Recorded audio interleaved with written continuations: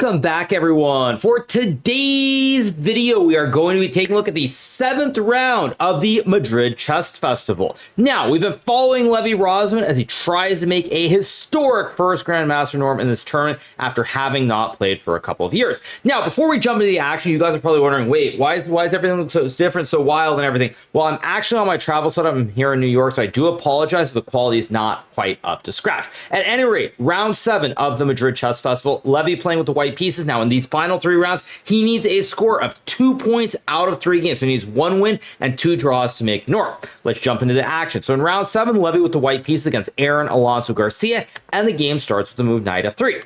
We got c5 being played, and now Levy plays the move e3. Now, Bro has been playing a lot of openings like he thinks he's Hikaru, and today Levy continues that trend as he plays knight f3 and e3, which I have played countless times on the internet in various blitz games. So, knight f6 played by Alonso, we get d4, we get e6, bishop d3, we get c takes d4, e takes d4, and this move b6. Game continues with castles, bishop b7, rook e1, and now we have the move bishop to e7. Here, Levy decides to play the move bishop f4, trying to put the pawn on c3 and develop the knight to d2, and play this a lot like a London system. Now, white has other options here. For example, you can play this move c4, but it's a little bit tricky to figure out because if you go c4 here, black can play d5 and try to give you the classic isolated pawn on d4 here after a move like knight to d5. Black can also not play d5 whatsoever and play for a move like d6, followed by knight bd7 and this e5 pawn push. So, Levy decides to play bishop f4 instead. We get the move castles, and now we have h3. Logical move as well, as Levy wants to be able to retreat the bishop to h2 to protect against either knight d5 or knight to h5. We get the move a6. Levy plays move knight bd2, and now we have the move d6. Now, black could play d5 here, but d5 is actually not a great move because what it does is it closes the diagonal for the light square b on b7, and now white can play knight e5, c3, and queen f3, and he gets a nice position with a lot of easy, straightforward moves. So, d6 is played. The idea here is to put the knight on d7 and try to play for e5, but more importantly, you also keep this long diagonal open for the light square b. We get c3. Levy plays knight bd, or not Levy, sorry, Alonso Garcia plays knight bd7. We have a4, and now we have the move queen c7. Levy goes queen c2. We get the move rook a c8, rook a c1, and now the move rook f e8. Now, thus far, most of these moves have been pretty straightforward, developing moves, finishing your development. Both sides have castled the kings out of the center. They put the rooks on central squares here with c8 and e8 versus c1 and e1. So the development phase of the game, or the opening phase specifically, is now over. So we get bishop h2 from Levy, a logical move. He plays this move because he's worried that down the road, black could play e5 to attack the bishop, or play knight d5 or knight h5. And this is what we call tempo, where someone plays a move and it gains you some extra time as your opponent will have to move a piece away from a square. So we get bishop h2, no ideas with e5 anymore to target the bishop on f4, and now we have bishop to f8. Here, Levy plays the move knight g5, and now we get the move g6. Now, I don't necessarily like knight g5 as a move, but this position is actually already very difficult to play for both sides for the following reasons. It's a little bit of a cat and mouse game. White wants to kind of play c4 here, but if you go c4 right away, down the road, black can play a5, and let's just say, I'm just going to make a random move to illustrate a fundamental problem here. If you ever end up in a situation where the structure becomes like this, and black gets the bastion, black is much better. So you don't really want to play c4 necessarily. At the same time, black also has the decision, what is he playing for? Is he playing for d5? Is he playing for e5? And both sides are sort of in this cat and mouse situation where you don't really know exactly what you're trying to do. So Levy decides to play knight g5. I personally here probably would have played queen to b1 with ideas like c4 or b4, trying to force the issue on the queen side, but knight g5 has its own merit. Now we get to move g6. Of course, black does not play h6 here, as this would lose on the spot to bishop h7 check. If you take the bishop, queen takes h7 is checkmate. GG, why not? And if you go king h8, knight takes f7 is also checkmate, as the queen guards the bishop on the h7 square. So, in this position, we get the move g6 being played, and now Levy goes knight e4. So Levy's plan here is he figures black had to waste time playing g6, and now after knight takes knight, white has ideas to pressure the pawn on d6, or play for this knight f6 check as well. So here we get queen c6 being played by Alonso with the idea of trying to line up with double A battery. If white plays a silly move like b3, for example, after f5, it's uh-oh spaghetti-o time. No knight jumps with the check, and if you move the knight away, it's checkmate in Uno, and if you don't move the knight, you lose the horse and you lose the game. This would be no way to lose your shot at a Grandmaster norm. So Levy goes to f3, supporting the knight on e4, also breaking up any threats of a checkmate on the diagonal, and now we have the move e5.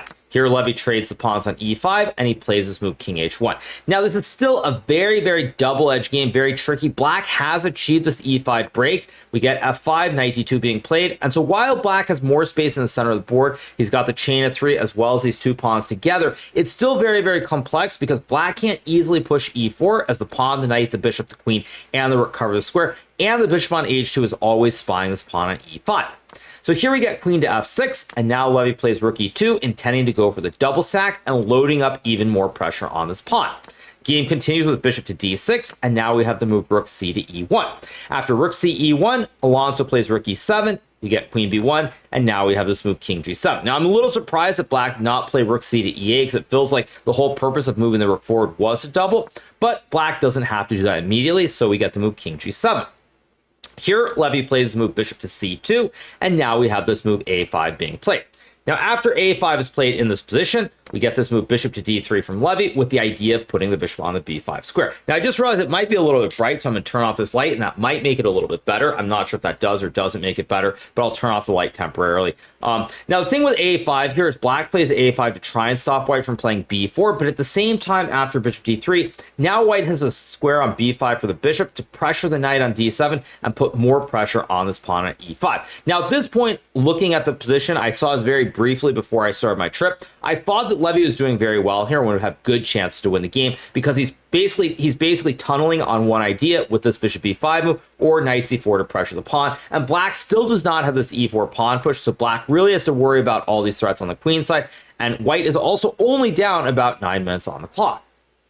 So here we get to move knight c5 from Alonso. Levy plays knight c4, and now we have this move f4 being played. Now, the purpose of f4 by Alonso is he wants to shut down the threats towards the pawn on e5 and maybe also lock this bishop out of play. Now, the good thing for Levy here is with the king on h1, this bishop can very easily reroute to the g1 square and become active on another diagonal.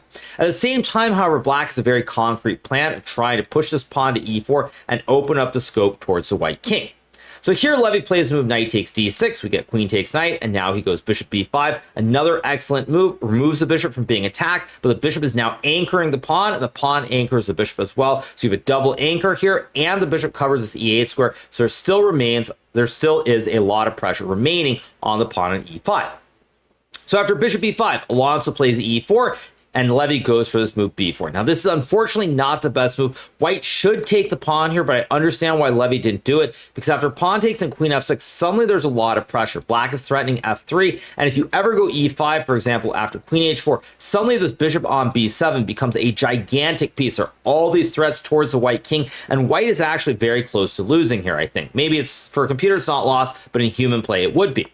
So, after e4, it takes queen f6, for example. The computer thinks that after rook to f1, bishop takes e4, and a move like queen e1, White is still better after f3, and this very ridiculous 3500 move, king to g1, ignoring everything, where there's pressure on the e file, and there's also pressure on the f file as well. Frankly, I don't think this is very human, and when you're low on time in a situation like this and you're feeling pressure for sure, it's just not realistic. I'm not even sure I would be able to find this, frankly. It's just so insane.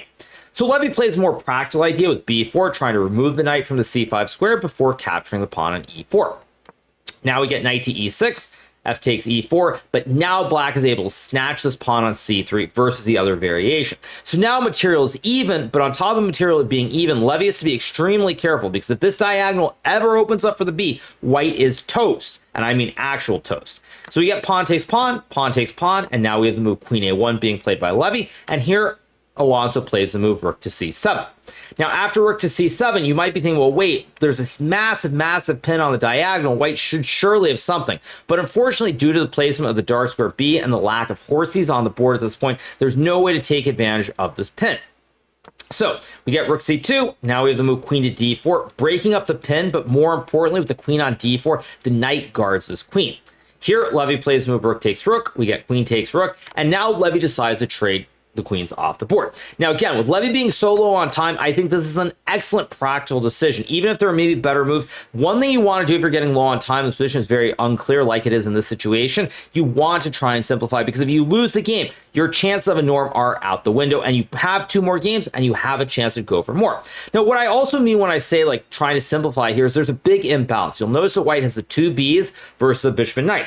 Imbalance number 1. The second big imbalance is this pawn structure with the pawns on e4 and f4. So basically, down the road, if black can ever get, let's just say, I'm just gonna set up a random position. Just to illustrate a point, if black can ever get these pawns connected like f4 to h6, black has a chain of 3, and the bishop is always spying the pawns on these 2 squares, e4 as well as g2, and the king on h1. So you have the 2 bishops versus the bishop and knight, but also due to the imbalance in the pawn structure, it's a very, very double-edged, and there's not a simple way to force a draw, and the position will continue to go on, and you're probably going to run some risk if you keep a lot of pieces on the board. So that is why Levy decides to trade everything off, and we do have the imbalance here again, but it's not that bad as Levy plays bishop g1, understanding that the bishop has no future on this diagonal. So he reroutes it. Bishop b6 is an idea to pressure the pawn at a5. You can also put the bishop in the center of the board down the road. Say you get knight g5, bishop d4, and this would win the game for white on the spot. So we get the move bishop to c6 being played here. A good move by Alonso, understanding that the 2 Bs are very powerful, and this knight on e6 is probably objectively a little bit better than this bishop on the g1 square. So we get rook b1, bishop takes e4, and this is a very, very unfortunate blunder by Levy. Now, I suspect that Levy was probably just feeling the pressure low on time, and he simply missed the next couple of moves. So we get bishop e4, rook to e1, and Levy probably thought here black goes bishop d5, you sack the rook, and after bishop e6, bishop d4, you check the king and the rook, you win the game, it's glory, you sack the rook, all the memes are in play, it is the dream. But unfortunately, after move rook to e1, black can play this move rook takes h3 check, and you cannot capture the rook here as the bishop would capture the king. So Levy plays bishop h2, and now we get this move rook e3. Now, fortunately for Levy, his opponent makes a huge blunder with this move. The correct move to play here would be this very counterintuitive move, knight to g5. If white were to play rook takes bishop, black sacks the rook, and after takes, you'll notice that black has 2 extra juicers on the king side, and this is an easy win.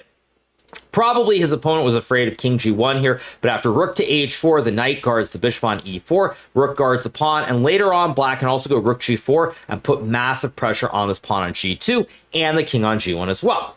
But Levy's opponent plays rook e3, trying to simplify, but now Levy's able to trade the rooks and go for this move bishop e5, and after king f7, we get this move king g1. And even though temporarily black has 2 extra pawns on the board, due to the power of the 2 Bs and the fact that the pawns on a5 and e3 are both potential weaknesses, black is not actually anywhere close to winning the game. We get bishop to c2, Levy plays bishop c3, pressuring the pawn on a5, knight c5, takes, and now we get to move bishop c4, king e7, and Levy plays the move king f1, trying to bring the king to the center of the board and win the pawn on e3. Here, Alonso plays bishop d1, and now Levy goes bishop b4. We get king d6 to guard the knight, and Levy plays bishop e2 here, which is fine. Personally, I'd probably play something like bishop g8, but nonetheless, bishop e2 is completely acceptable. And here, Alonso decides to play the move bishop b3, not trading the bishops, because this endgame is simply a draw with the 2b1 on the same side of the board. So bishop b3 is played, Levy goes bishop f3, bishop c4, king to e1 here, not bishop e2 by the way, because now black can move the king forward, and suddenly black is probably winning the game. We get king to e1, bishop b5 is played, and now Levy plays bishop a3. Very, very good understanding here from Levy, realizing that this pin cannot be broken. So you'll notice that the king cannot move to either of these squares due to the light square b, which means that if the king ever moves, you lose the horse. So these 2 pieces are effectively paralyzed because you can't move the king or the knight due to the 2 Bs. And here, Alonso plays the move bishop c6. Now Levy goes king e2. We got the swap, king d5, king takes e3, and all the danger is gone for Levy. He has now survived the worst of it, and this should be a theoretical draw.